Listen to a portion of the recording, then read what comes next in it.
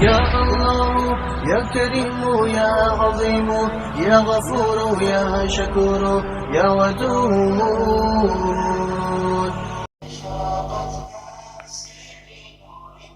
صوفیاء کرام کے لیے یہ لازم ہے کہ وہ ضبط نفس اور دل جمی کو برقرار رکھیں اور پرانگدہ دلی کو دور کریں.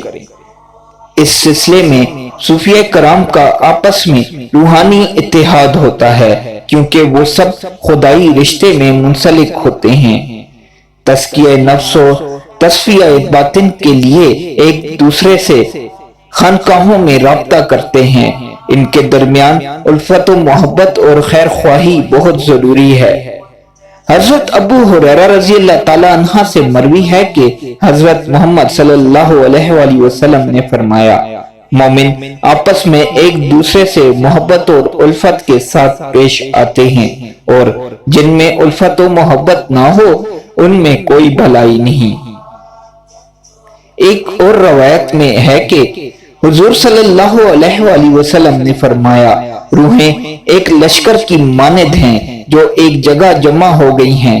جن میں تعارف پیدا ہو جائے وہ ایک دوسرے سے مانوس ہو جاتی ہیں اور جن میں ناموافقت ہوتی ہے وہ ایک دوسرے سے الگ رہتے ہیں.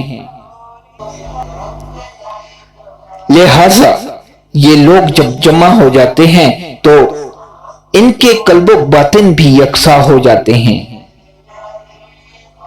اس طرح ان کے نفوس مقیت ہو جاتے ہیں اور یہ ایک دوسرے کی نگرانی کرتے ہیں.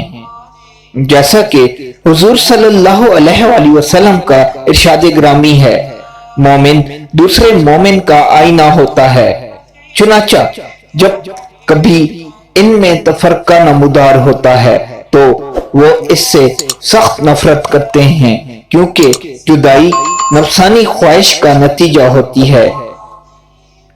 جب کسی درویش کی طرف سے نفسانیت نمودار ہونے لگے تو وہ سمجھ جاتے ہیں کہ وہ جمعیت قلبی کے دائرے سے نکل گیا ہے. اس لیے وہ فیصلہ کر لیتے ہیں